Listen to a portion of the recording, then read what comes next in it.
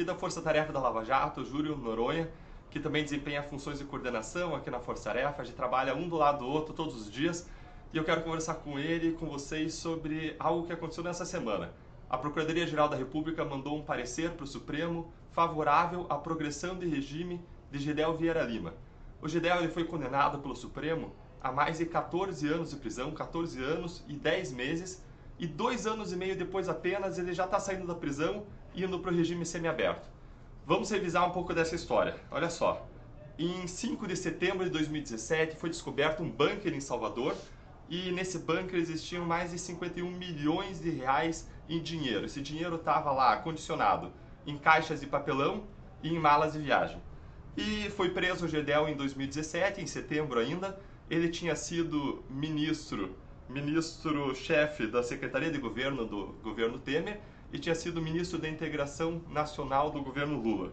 E ele foi preso em setembro de 2017, não era mais ministro, e em outubro de 2019 ele foi considerado culpado pelo Supremo Tribunal Federal como alguém vinculado a essa dinheirama toda que foi encontrada lá. Inclusive digitais dele foram encontradas em sacos plásticos que acondicionavam o dinheiro. E então nesse mês, aí, outubro de 2019, o Supremo Tribunal Federal condenou ele a 14 anos e 10 meses de prisão. Uma coisa muito interessante e positiva que o Supremo fez foi condenar ele também a um dano moral. Não só uma multa criminal normal, que foi uma multa de 1,5 milhão, é muito pouco comparado aos 51 milhões de reais, mas o Supremo condenou ele ainda a pagar um dano moral gerado à sociedade no valor de 52 milhões de reais. Isso foi uma decisão nova, positiva, é uma quebra de paradigma do Supremo, nunca vi uma decisão como essa saindo do Supremo, algo muito bom. Agora, o que aconteceu essa semana é que a Procuradoria-Geral se manifestou de modo favorável ao pedido da defesa para que ele saia da cadeia e vá para o regime semiaberto, é um regime mais brando, apenas 2 anos e meio depois da prisão. Por que isso acontece tão rápido?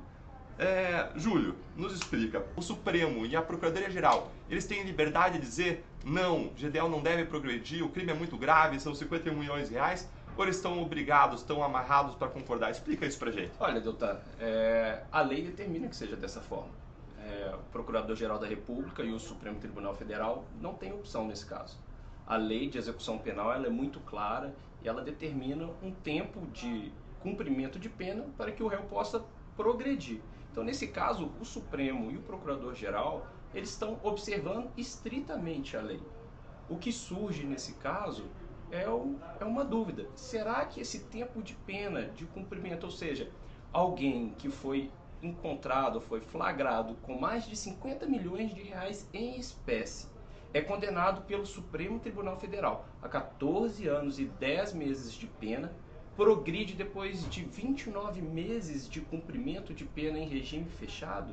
Será que esse sistema está funcionando? Será que ele é capaz de desestimular a prática de crimes tão graves quanto este, crimes de colarinho branco, de ter 50 bilhões de reais em espécie escondidos?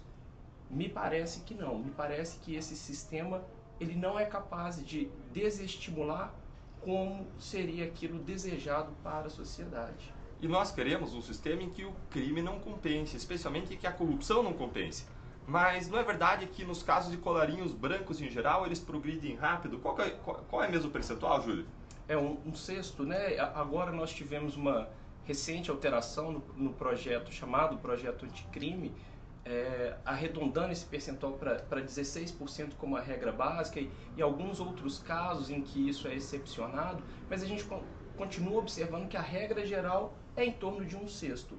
Ou seja, uma pena alta fixada pelo Poder Judiciário, ela só é efetivamente cumprida no regime fechado, na prisão, né? Na regime prisão, fechado, penitenciária, cadeia, somente durante um sexto daquela pena que foi fixada. Então, para facilitar a conta, uma condenação de 18 anos, um crime gravíssimo, 18 anos de condenação, a pessoa só fica 3 anos no regime fechado, somente 3 anos na cadeia. Será que isso é suficiente para desestimular a prática de crimes tão graves? Eu tenho certeza que não. E como que a gente pode mudar isso? Quais são as possíveis soluções? Olha, na minha opinião, existe a seara adequada para que isso seja tratado e com todo respeito, é a seara política, é no Congresso Nacional, através de modificações legislativas, como já foi feita. Talvez seja o caso de repensar, de essa questão voltar ao Congresso para que uma nova solução, uma solução que atenda mais ao anseio de reprimir de forma correta os crimes, seja alcançada.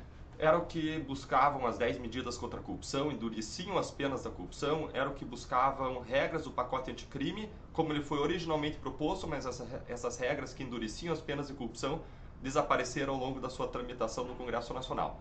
Nós todos esperamos no Congresso penas significativas para a corrupção.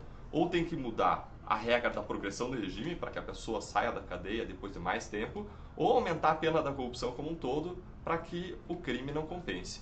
Uma outra possibilidade, claro, é que os próprios juízes, tribunais, conscientes do modo como a pena é executada, na hora de fixar a pena, tomem isso em conta. A fim de prevenir e reprimir de modo adequado o crime, eles tomem em conta o modo como existe essa progressão da pena para fixar penas mais altas.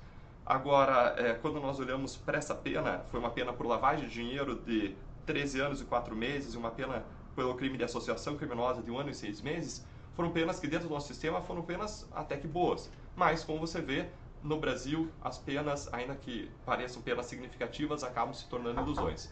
Nós precisamos mudar essa realidade. É isso aí, Júlio. Obrigado por tua participação hoje. Um grande abraço a vocês. Que nós possamos juntos alcançar um país com menos corrupção e menos impunidade para todos nós.